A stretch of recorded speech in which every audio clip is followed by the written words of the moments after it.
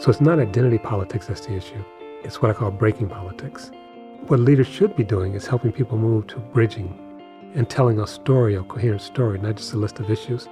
And I think we can do that.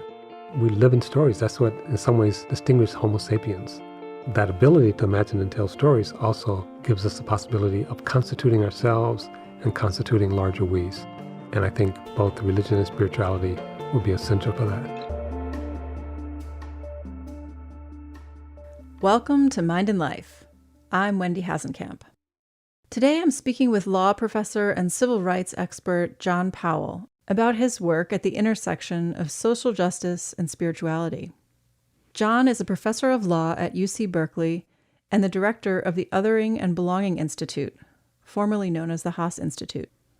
He's an internationally recognized expert in the areas of civil rights and civil liberties, with a wide range of expertise around race, structural racism, social justice, and democracy. As the United States once again confronts our long history of racism and oppression and the many injustices that have followed, we wanted to share this conversation this week. We recorded this interview last year at our Summer Research Institute, and while our discussion doesn't speak directly to the current protests and unrest, the topics that John explores are still highly relevant, and I'd say even central to today's struggles. In the conversation, we discuss the problem of othering, the roots of whiteness in this country, the rapid changes that our global society is facing and how we react to them, and implicit bias, and if and how we might be able to change it. Throughout our conversation, John focuses a lot on the importance of narrative, the stories that we tell ourselves, and creating what he calls bridging stories, as well as the central role of leadership in this process. We also talk about the self as a construction, spirituality and interconnection, and the roles of science and religion in society. As I've been working on editing this episode, I've really been struck by how much wisdom is embedded in every point he makes. Each topic could be unpacked into a whole literature of knowledge. John speaks about these challenging issues in a unique way that I sense is born from his many years of both active engagement and deep spiritual practice. This is an episode where I'd encourage a really close listen if you can, and maybe even a second listen. If you're interested in learning more about John's work, you can find links in the show notes, including to an op-ed and a podcast from the Othering and Belonging Institute, where he reflects on recent events. I hope that John's wisdom and knowledge can be useful to you in the midst of our current struggles to build, as he says, a circle of humanity where no one is outside. I'm glad to be able to share with you these insights from Professor John Powell. Well, John Powell, thank you so much for joining us today on the podcast. Well, it's good to be here, Wendy. I'd love to start with just a little bit of your personal story, how you have ended up where you are, how you've become interested in social justice that's rooted in spirituality. The short answer is I don't know. But growing up in a very religious family that was also a very lovely family, and I think seeing some evidence of some things being awry, discrimination and stuff like that, I thought fairly early on that if I had any special gifts or talents, I would like to use them for this purpose. And I think I first started seriously thinking about that when I was 11. And I think I've been pretty steady. I got involved in stuff in terms of school. And then I think life is just full of questions. And we call it spiritual or religious or even philosophical, although they're different. So I think just those tributaries coming together to create a river. So you've said that the problem in today's world, the biggest problem is othering. Can you say a little bit about what you mean by that term specifically? Othering is basically a process where you refuse to see or fail to see someone else's full humanity as well as their mutuality. You know, there's a lot of stuff now, especially in the spiritual community, about trying to become interconnected. And I would slightly reframe that. I think we're already connected. It's trying to realize it and live it in a way that's honorable and appropriate. But I think the fact is that we're already interconnected. And the failure to do that, and the extreme other, is just to deny that someone is related, connected, or that someone has full claims of humanity and equality. One way of thinking about it is that There are a lot of people today, including people in the White House and other state houses around the world, who assert that we're not only our brothers and sisters' keeper, they're not our brothers and sisters. And therefore, we can build walls, we can lock them up, we can take their babies away from them. In the extreme, we can actually commit genocide. All those are expressions of othering. And othering can happen across any dimension, race, gender, sexual orientation, disability, language, height. So part of it is just how the stories we tell ourselves. And I think leaders and culture plays a big role in sort of creating the national story. And othering is not simply about, quote unquote, the other, because there's no unnatural other, but it's also about ourselves. So we sometimes use the other as a foil for all of our anxiety, what Jung would call the shadow, but also use them to constitute ourselves. And it's an interesting story when you think about Marcus Garvey. Marcus Garvey, African-American, who was trying to take African-Americans back to Africa and didn't have a lot of patience for white people and white culture. And you would have thought in the 20s and 30s, they would have said, just go, you know. But just when he was ready to go, they arrested him on a fraud. And it was kind of this sort of crazy dynamics where even though there was this hostility toward blacks, at the same time, there was a need for them. And I don't think that's totally unusual. Yeah. Even though it's ironic. Can you say more about what you mean by not just the other, but how we conceive or construct our own self-identities? Yeah, there's a couple of things. One, often say that the solution to othering is not saming. So, which is what the liberal response is. We try to make assert everyone the same. And people are not the same. And what difference make is a question, is a social question. So there's no natural other, there's no natural same either. But the self is constantly being constituted, and it's constituted both through our structures, our cultures, our interactions, our language, our religion.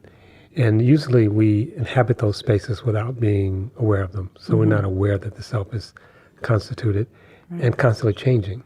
And one of the things that comes from a practice, at least some practices, is that you can become aware of the shifts in the self.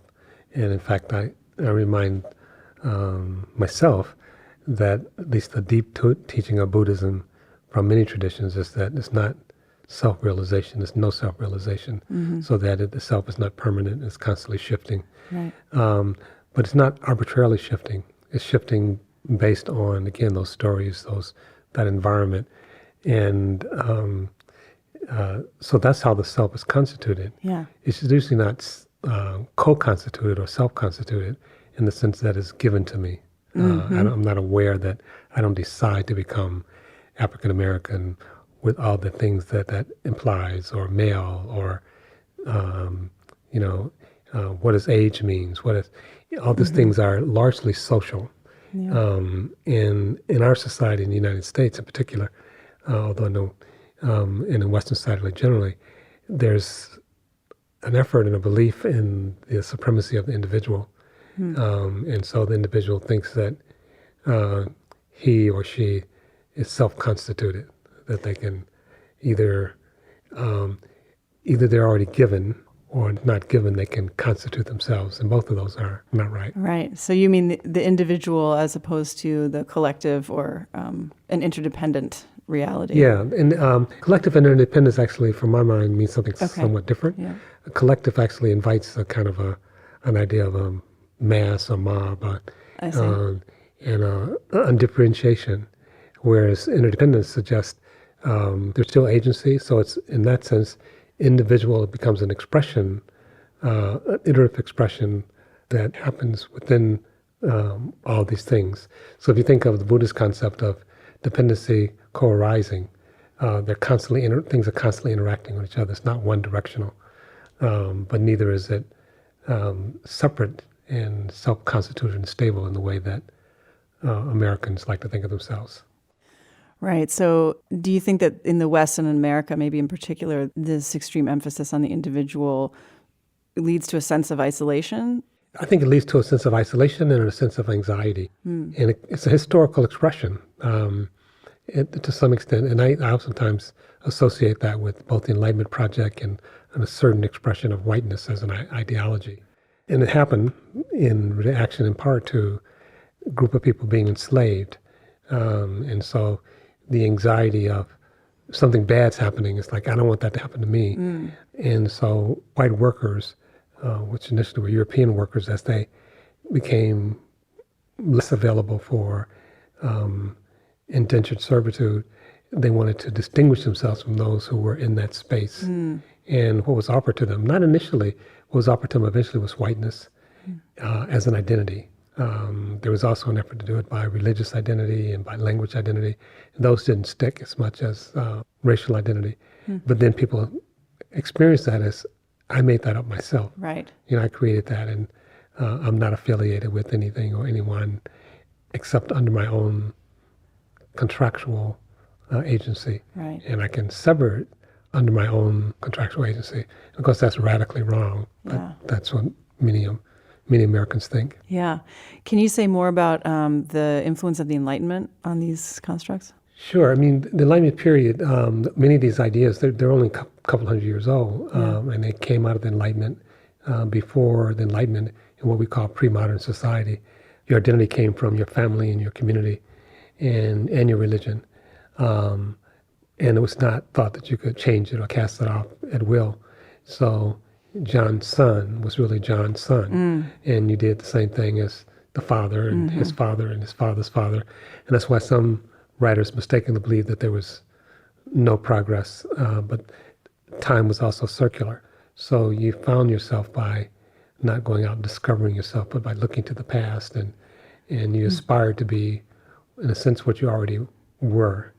And the Enlightenment period, among other things, gave us this idea of the separate self. Is influenced by a number of things coming together. Like, if you think about the association with Christianity, it's actually Protestantism, because Catholicism was more communal. You had obligations to the community and to the church, and those obligations to some extent were reciprocal.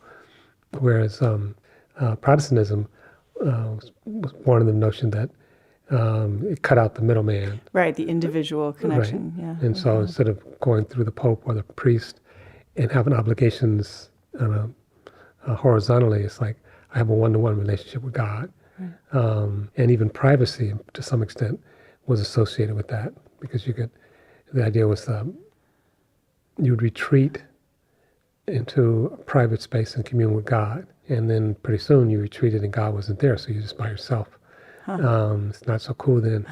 But that's a particular historical, that's a constructed self, particular moment, and it wasn't even true all the way around the world.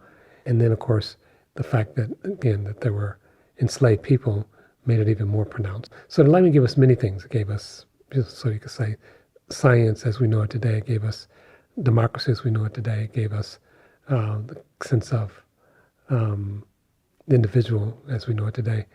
And it did many good things, but also did many bad things as well. And I think of it as a project. It's not just the truth. It was a project. There's only a couple hundred people who were seriously involved in the project, but it gave us the foundation for much of the way we think and even the way we feel. And now we think our thoughts and our feelings are our own, but they have a historical genesis to them. Yeah, fascinating. So you have a really clear and effective way of describing the current state of our society and the many changes that we're undergoing so rapidly. Could you kind of walk through how that leads to anxiety and what are some of the ways out? Yes, the mammals, and certainly humans and other animals, can only process so much change over a short period of time without going through extreme stress. And at the very extreme, of course, the mammals just die. So, but the stress of rapid change takes its toll on us physiologically and psychologically, emotionally. And right now, all around the world, we're going through rapid change. And at least 4 areas, you could say 5, but in those areas of rapid change, which are interrelated, are climate change, globalization, technology, and changing demographics. You could throw in economics as well. those changes are putting stress on people. How people understand that stress and make sense of it, they can't, for the most part, figure out on their own. That's actually done through leaders, through cultures, through practices. But people won't experience it as such. So people don't experience leaders dealing with their stress and pushing them in a certain direction. So the narrative that becomes dominant is one of the things that do is help us make sense of the world. It's one of the role of a narrative is to give us a grounding.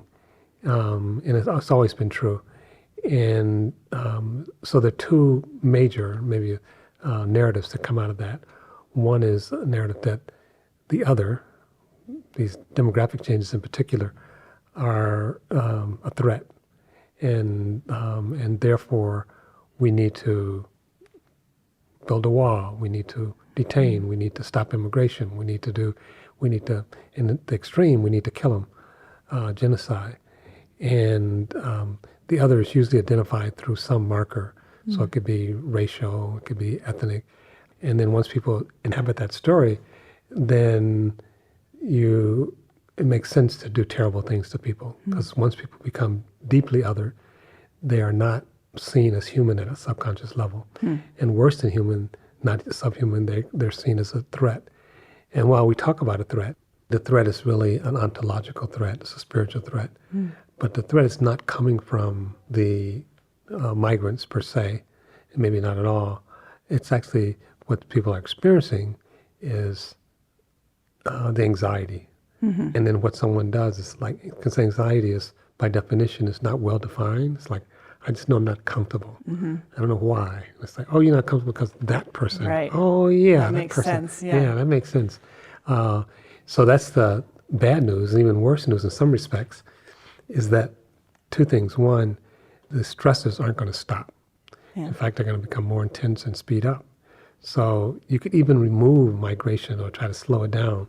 And those other things, climate change, which actually affects migration, globalization, which affects migration, and technology. So what happens as the world speeds up, time speeds up, one solution about this scary future is to go back to the past. And so oftentimes you have these calls by authoritarian leaders to retreat back into an imaginary past when life was simple and everybody knew everything, and we didn't have gender fluidity, we didn't have gay marriage, we didn't have black people in the White House as president, we didn't have women out of place trying to control their own bodies. And so all these sort of things that are associated with these changes become a call for a return to some imaginary past. And the thing that makes it soluble to people is that people know something is problematic about now.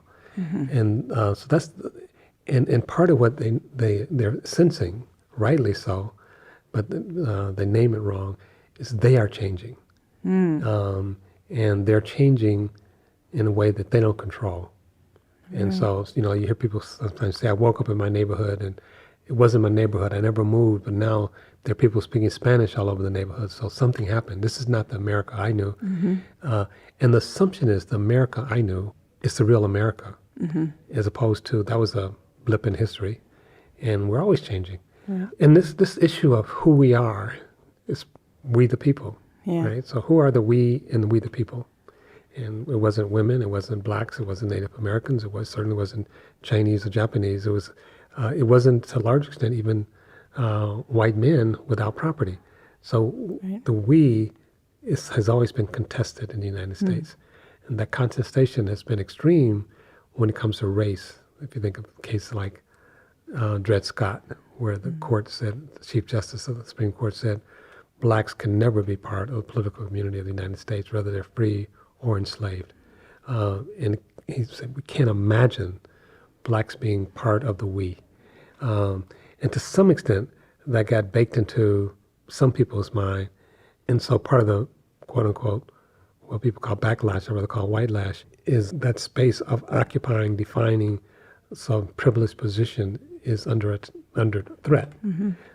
Another way of dealing with this apparent threat is to say, okay, the world is changing and it's good. We're going to make a new world where um, diversity is not a big deal, where miscegenation is not a bad thing, where, but that's still actually constituting a new identity. And in between there is the liberal response, which is basically let's not talk about identity. Let's not talk about these changes except in very dry terms, like economic terms. Mm-hmm. So if we could fix the economy, go back to 2005, then everything will be like it was. Mm-hmm. And they're wrong on that.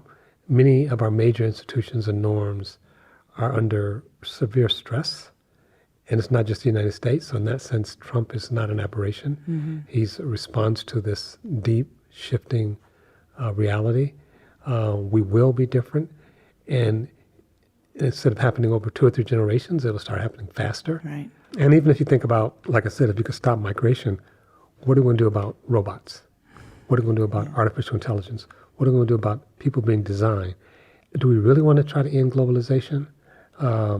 And then there's climate change. Yeah. It's not going to go away because, we deny it. Mm-hmm. And climate change will actually create tremendous change in the environment, some of it potentially life-threatening. We are in deep relationship with the environment. As one person said, we're not humans fighting for nature, we're nature fighting for nature. Mm. And hopefully we'll win that, or nature will win that fight, because our life depends on it. Yeah. But in the meantime, we have a story to help people in large numbers embrace this future. So the right-wing perspective is right-wing nationalism filled with hate and fear. But the liberal response is largely, well, things are changing a little bit, but you're going to be okay. And actually things are changing a lot. Mm-hmm. So we don't have a story for how do we think about nation states in the age of globalization? How do we think about jobs in the age of robots and artificial intelligence? And again, thinking about them is one way of talking about it, but it's more, a deeper question is, who are we in this new environment? And those are deeply spiritual questions that the left haven't dealt with. And to some extent, I say the spiritual community haven't dealt with, because we haven't deeply embraced what's happening in the world and the implications.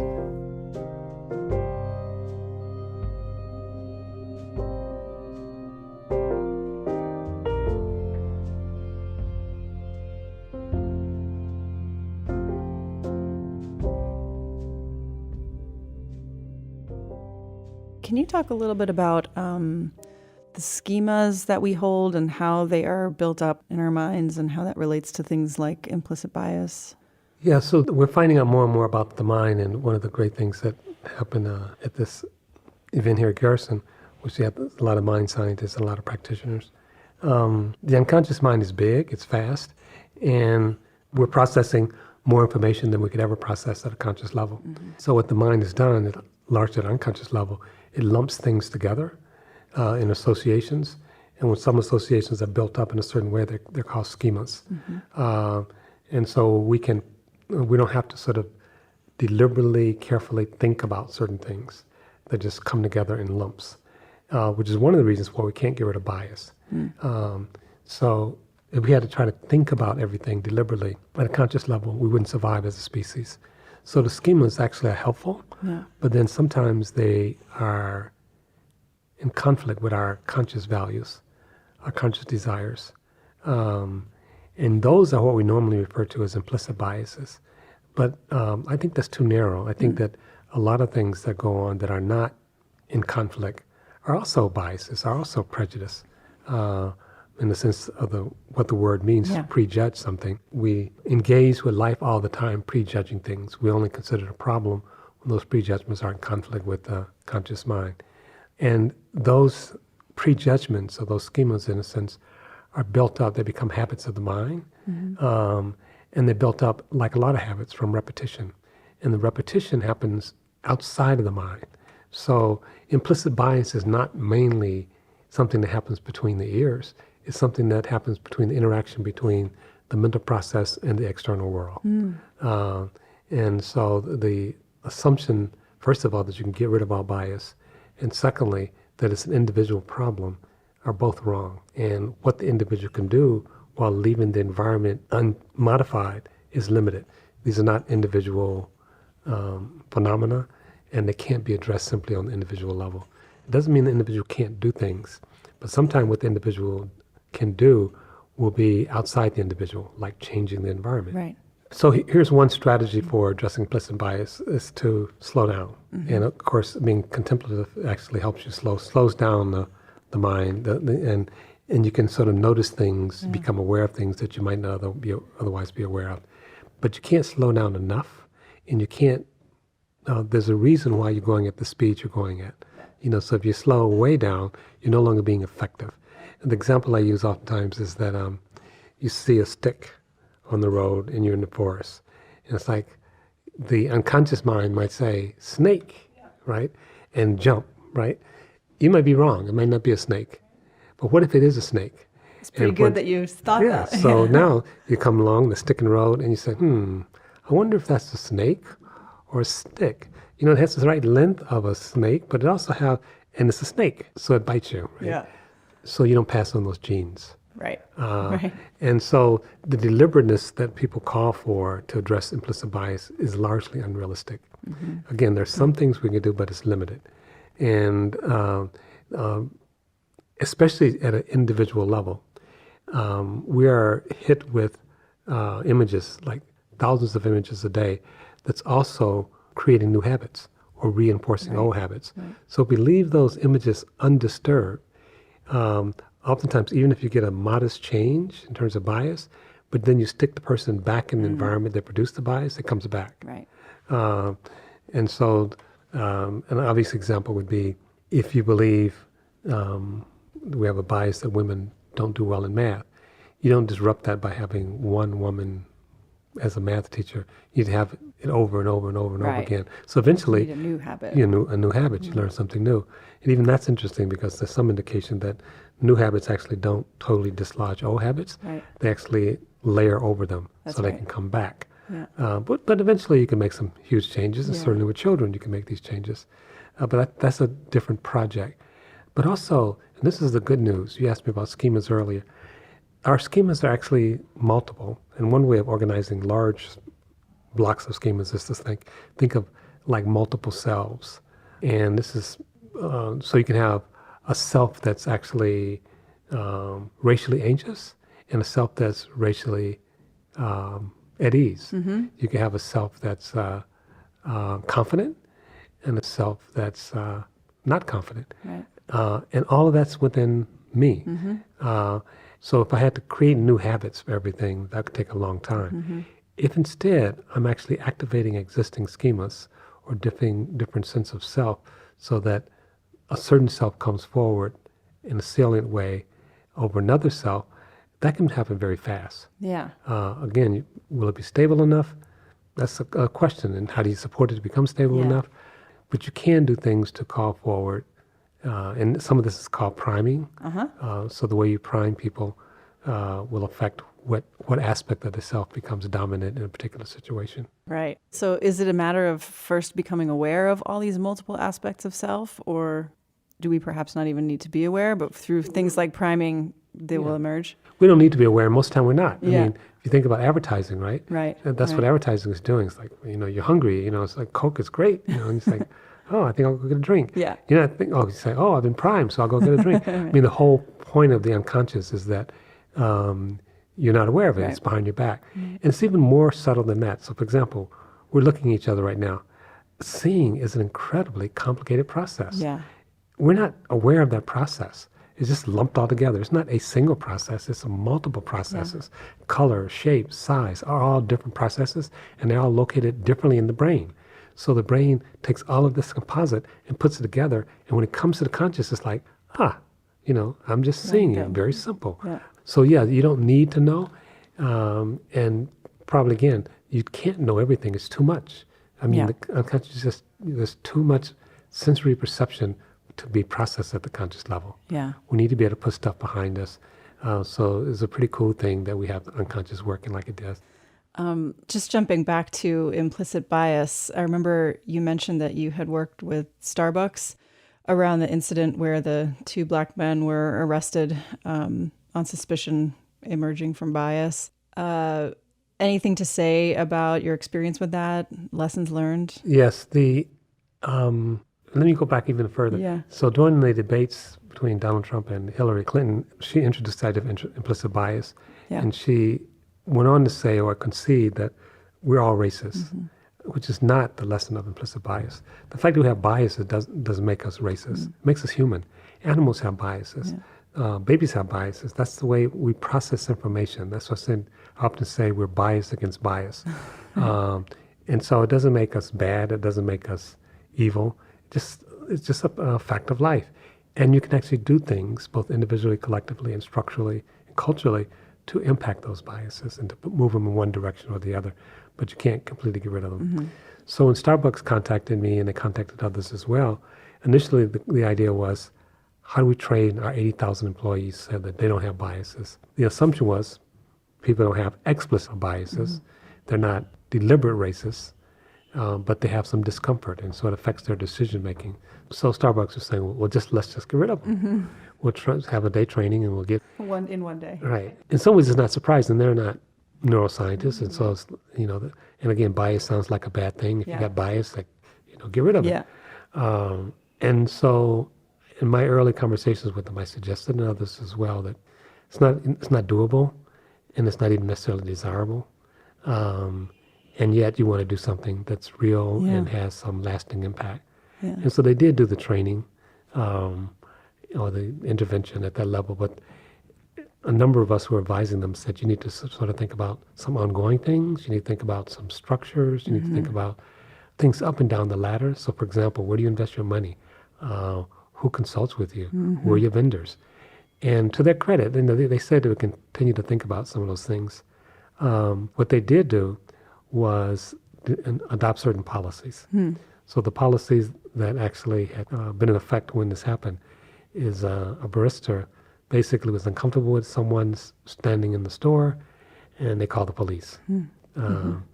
And what Starbucks did was decide that people could come in the store and not buy anything, and that's okay. They changed. They made a policy thing. They didn't say to the barista, "You can't have any more implicit bias." Right. They just said, "Here's our policy," and then they also said anyone can use their laboratories. You don't have to buy food to use their laboratory. As far as I know, they're the only major coffee company that's done that. And to me, that's great. I mean, it doesn't solve, implicit bias, but it's a good policy. I think they're to be credited with trying to do something and to reaching out to audiences beyond themselves. Because a lot of times, especially if you're in business or whatever, if you're used to being right or being listened to, it's easy to think, well, here's a problem, we'll just fix it, and not understand how complicated these things can be. So that's interesting that you're suggesting that changing implicit bias, isn't fully possible, but may not even be like the best approach. From your perspective, is it more important or more effective to work, more on these structural levels to create the change, or some of both? Or? I think you do some of both. I think part of it is understanding what's producing it, understanding. So, for example, changing the images matter. Telling different stories matter a lot, and that can happen very fast. So a lot of people are saying, in terms of Trump's election, that there's always this hidden racism in the American populace. And while there may be some of that, part of what Trump is doing is activating fears and turning them in a certain direction. And so we could tell better stories. We could tell what I call bridging stories, empathetic stories, and we don't do that very often. We could help people quiet. So when people have fear or anxiety, an effective response is not to say, don't be afraid. Right.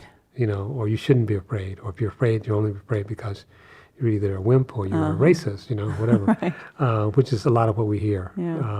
That means the fear just continues to fester and probably will become even greater, as opposed to saying, I'm afraid too. This is actually interesting but scary stuff, but we can get through it together. And also, the one way you connect with people is through what I call empathetic stories and empathetic practice, and what Robert Sapolsky calls acknowledging people's sacred symbols. And when you acknowledge someone's sacred symbol, it's really just acknowledging them.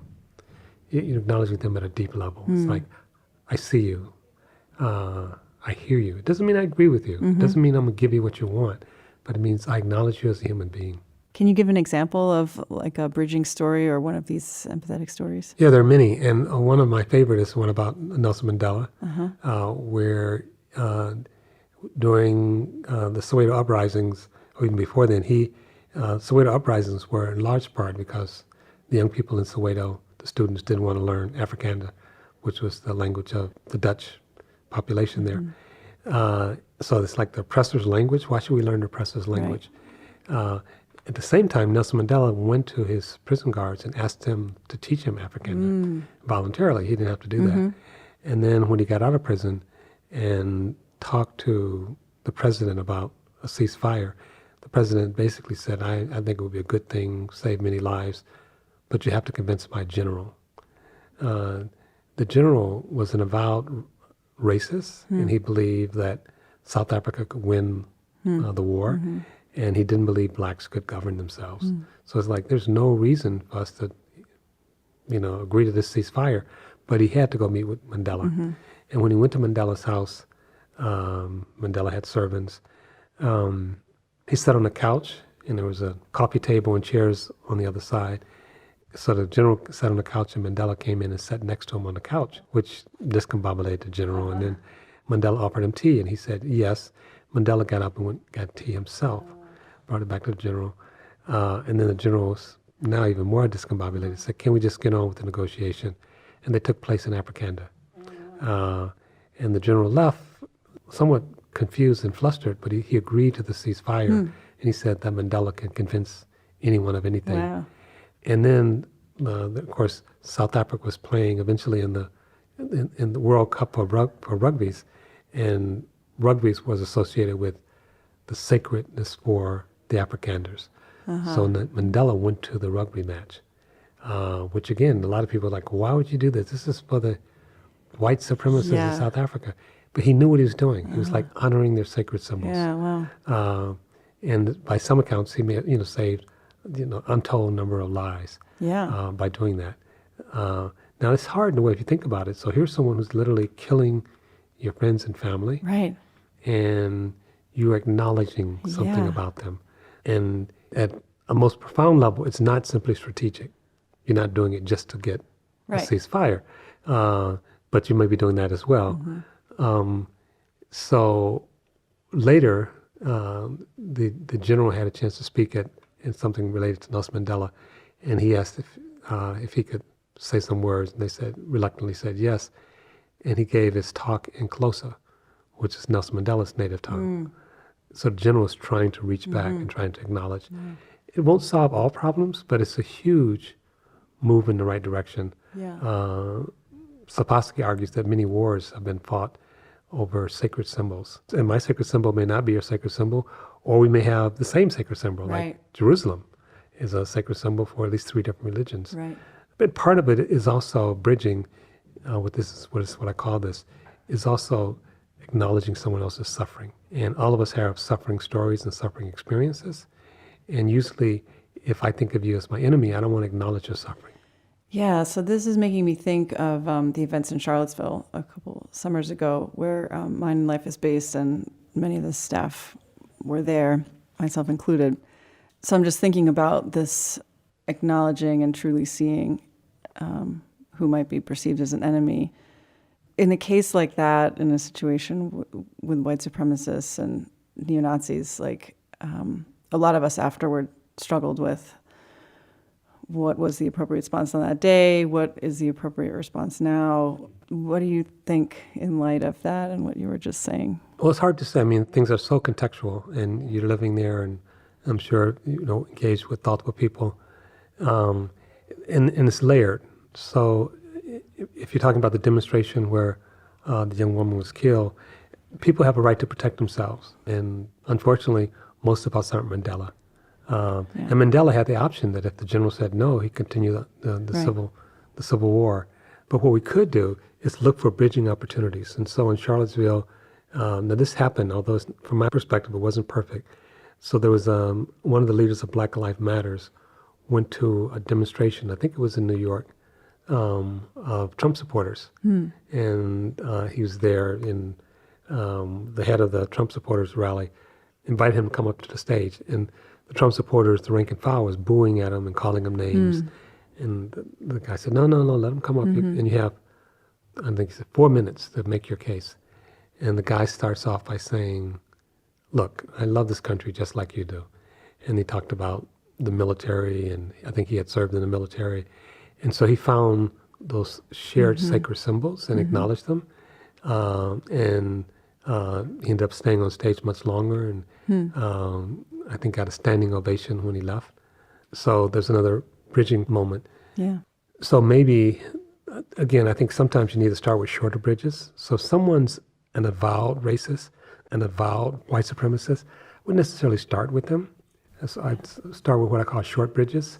So you might have someone who's different political persuasion, different party, but shares with you some deep values or goals. So people can see each other's shared humanity. And it's actually, even saying shared humanity is not entirely right, because you're creating a situation where people share together. And when bridges happen over a sustained period of time at a deep level, it's no longer bridging. It's actually, you constitute a new we. So it's no longer, you're different than me and I'm different than you, but we can talk to each other. Now it's like, Wendy and I are, we're in the same posse. Yeah. But we're not the same. Right. I think what was making me think of that is I had heard some stories in the wake of Charlottesville of, interviews with a few folks who had been in the white supremacist movement and had moved away from it, and they all had reported that it was because they finally felt like someone had seen them in their, fullness, and that was like the trigger that made them kind of be able to step away. And leaders could play a big role, and unfortunately we don't have leaders playing a positive role. We have leaders playing more of a negative role. And I mean, I certainly supported Hillary in the last election, but I thought when she's made that comment about despicables, I thought that was a huge, not only political mistake, but human mistake. There was a breaking, and in some ways, who knows? But it certainly didn't help her. Yeah. So I think it's, again, not just a strategy. I think to try to hold on to, not to all of our humanity and to our relationship to the earth is really paramount. And in some ways, people are all fighting for the same thing. Yeah. So even the white supremacist is fighting for an identity. That's identity that I don't support because it's predicated on domination. It's predicated on separation, racial, gender. Oftentimes it's misogynistic, it's racist, but it doesn't forfeit the person's humanity. They still suffer and they still have their own stories, and I'd be willing to sit down and talk to them.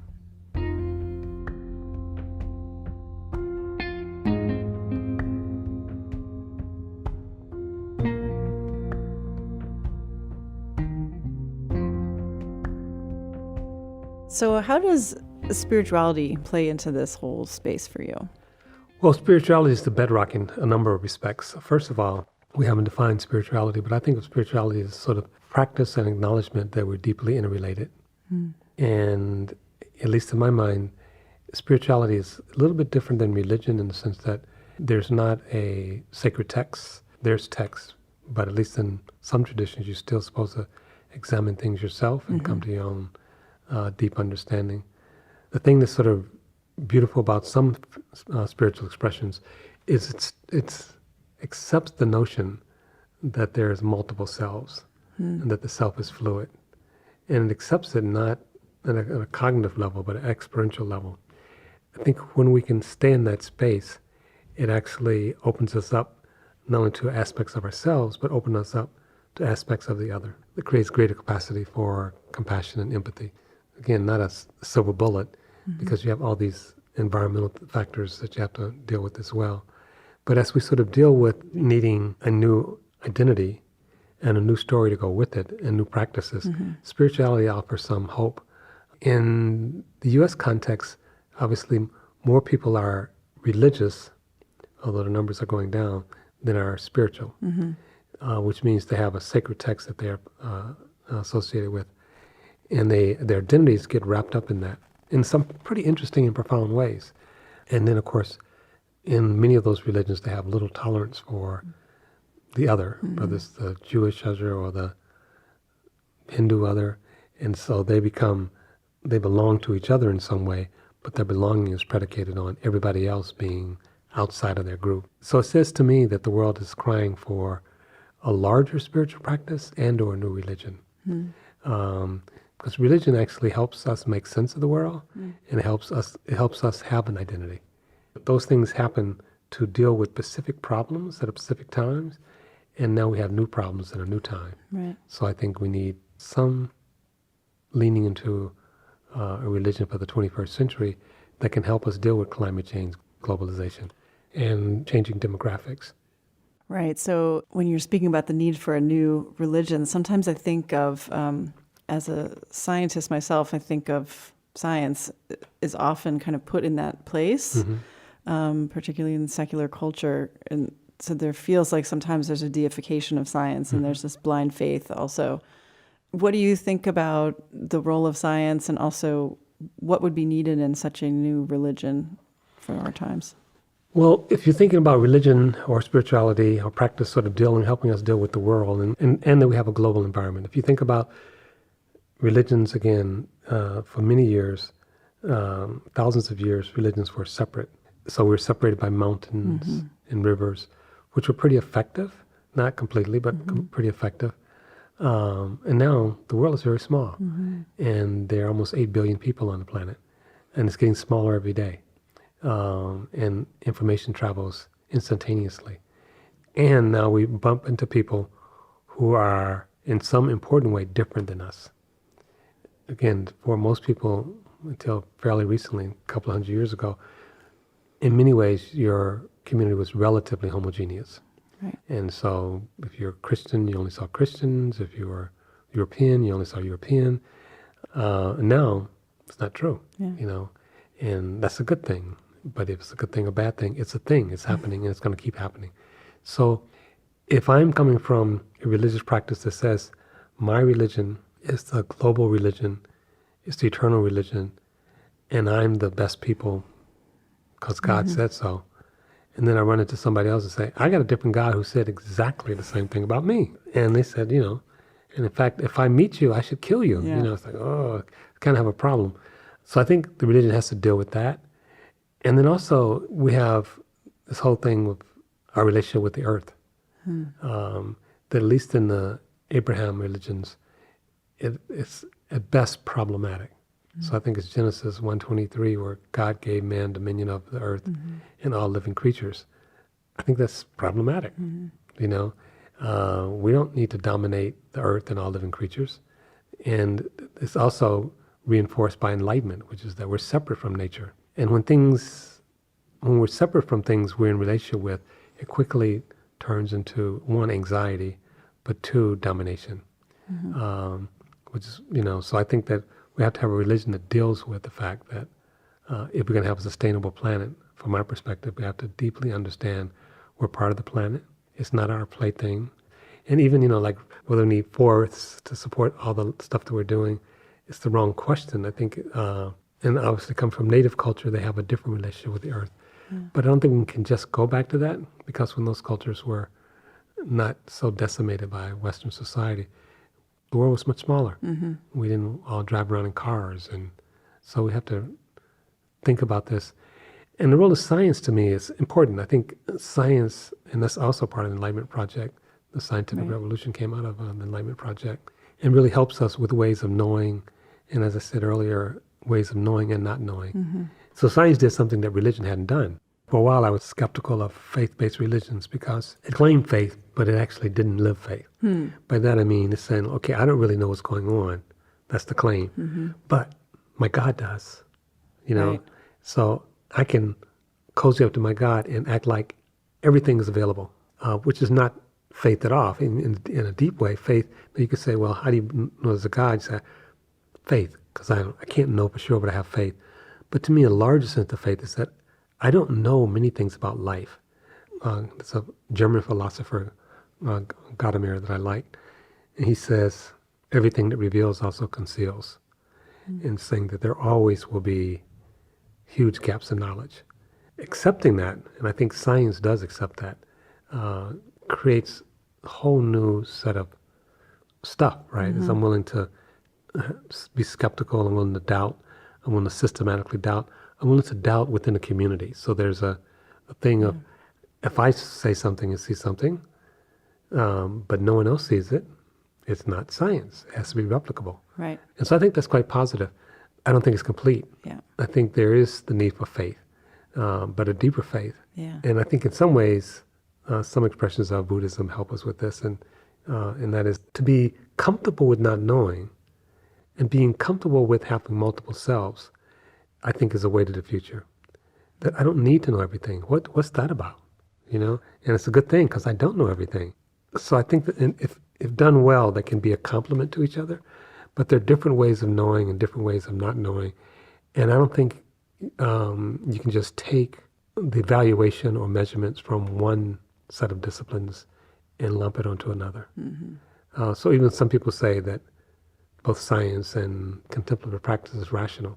I think that's too simple without knowing what rational means. And for example, many people thought for years that the unconscious was irrational because it's not rational in the way that the conscious is rational. Right. But it turns out it's not irrational. It has its own system of doing things. Yeah. It may not be what I would do, but but to call it irrational is to basically dismiss it. Yeah. And then the last thing, I think in some ways science cheated at one point, and I think it's trying to correct that by making the universe more or less mechanical and dead. And now it's starting, from my perspective, again, to be open to correcting that. But it can't, what people struggle with is not simply a new scientific whatever. You know, we want to cure cancer and Alzheimer's, and that's definitely real. But we also want meaning in our life. And so science can often tell us how to do something, but it can't tell us why to do something. It can't tell us why we're here. And we are deeply anxious creatures, animals, and we're obsessed with meaning. And if religion doesn't give us the meaning, then we'll look for it someplace else. If religion and science don't give us the meaning, then and we're still stuck with this anxiety, we become fraught for being manipulated by demagogues and authoritarian leaders. Do you want to say anything about the Haas Institute and the work you do there? Well, it's a great institute. I'm fortunate to be its founding director. Yeah. It's 7 clusters with about 12 to 15 faculty in each cluster. And we cover the waterfront. It's university-wide. And so we focus both on topics and on populations. And we're concerned with creating a world, so it's applied research, creating a world that's just and humane for everyone where no one's marginalized.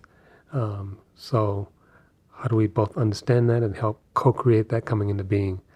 We're changing our name, and it's a good chance that belonging will be in the name. Nice. Right now, the full name is the Haas Institute for a Fair and Inclusive Society. And we think among the many reasons we're changing the name, but one reason is that inclusion suggests you're joining something that someone else already has. Right. And so you're an interloper in a sense. And all the burden is on you to change. I see. To adapt to the school or the workplace or this. And belonging suggests that you co-create the thing you're belonging to. And in co-creating it, you need both agency and power. And the thing that's being created is a joint effort. Yeah. So it's a deeper way of thinking about inclusion.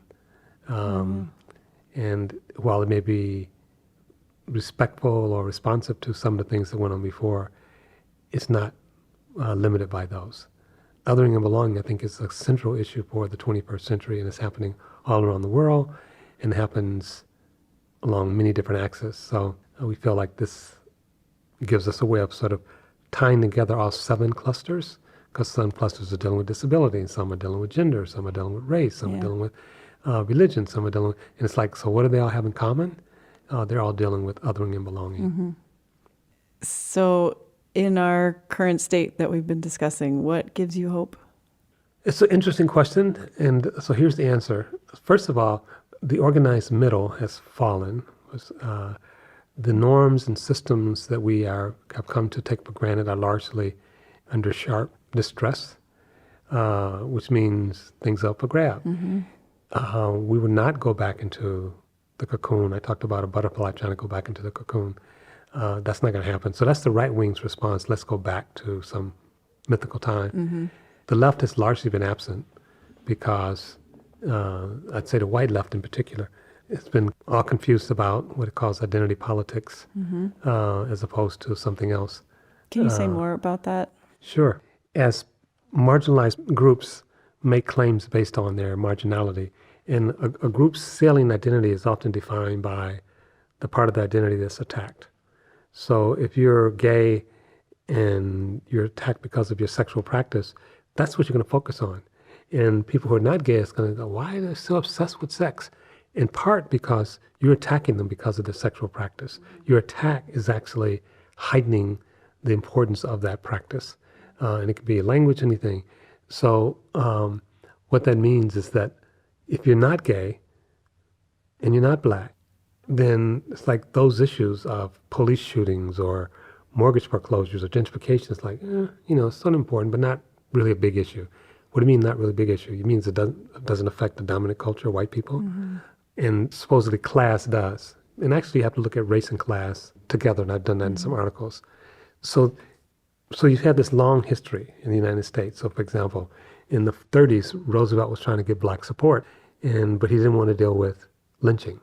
In some ways you could say lynching was an identity issue. Now think about that. You're basically saying taking someone's life is not the real issue. Well, if it's my life you're taking, it is the real issue. But no, we need to talk about bigger issues. So no, really what you're saying is we can't talk about lynching because of white anxiety. So if you focus on lynching, you're afraid that white people will leave the Democratic Party. So if you focus on police shootings and gentrification, you're saying the white working class will only stay in coalition if you ignore the interests and demands of blacks or of gays. Or it's like, that's a very problematic relationship. And it's identity politics, but it's white identity politics.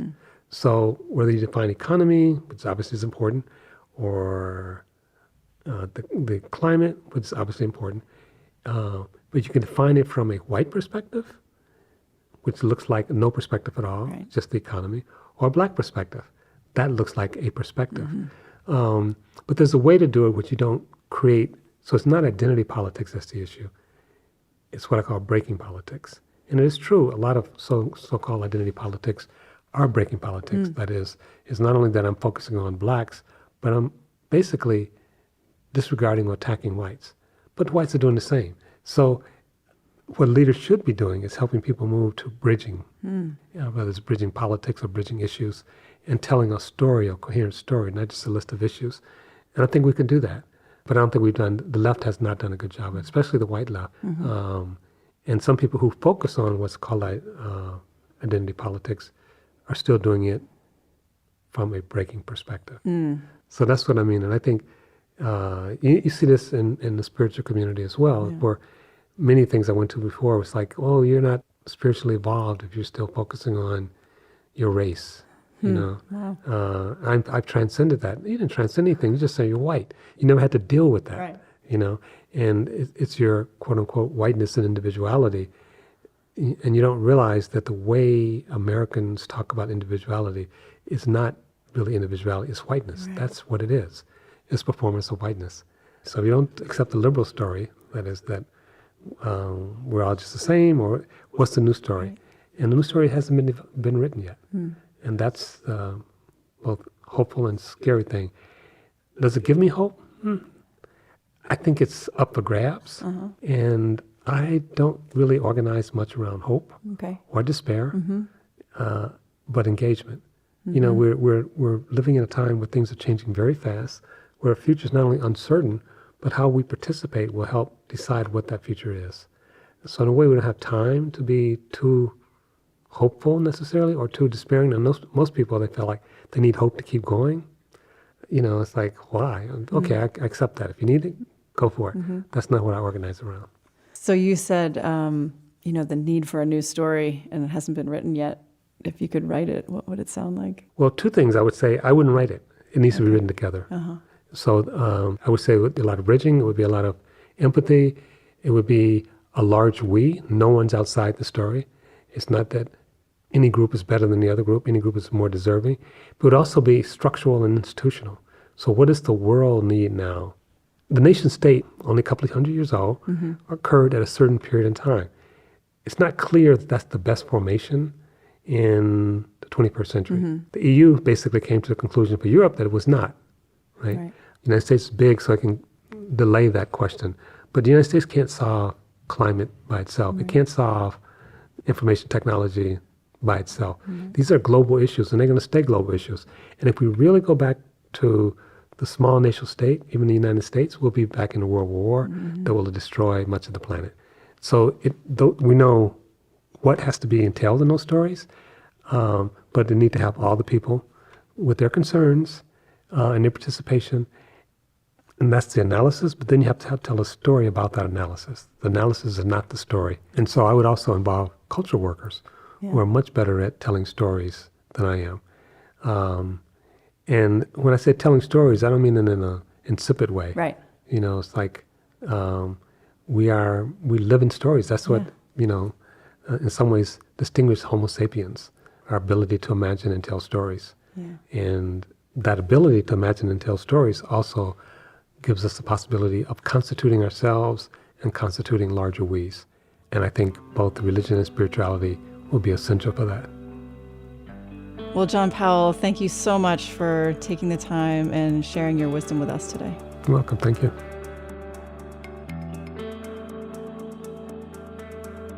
This episode was edited and produced by me and Phil Walker. Music on the show is from Blue Dot Sessions and Universal. Show notes and resources for this and other episodes can be found at podcast.mindandlife.org. If you enjoyed this episode, please rate and review us on iTunes and share it with a friend. If something in this conversation sparked insight for you, we'd love to know about it. You can send an email or voice memo to podcast@mindandlife.org. Mind and Life is a production of the Mind and Life Institute. Visit us at mindandlife.org, where you can learn more about how we bridge science and contemplative wisdom to foster insight and inspire action. There you can also support our work, including this podcast.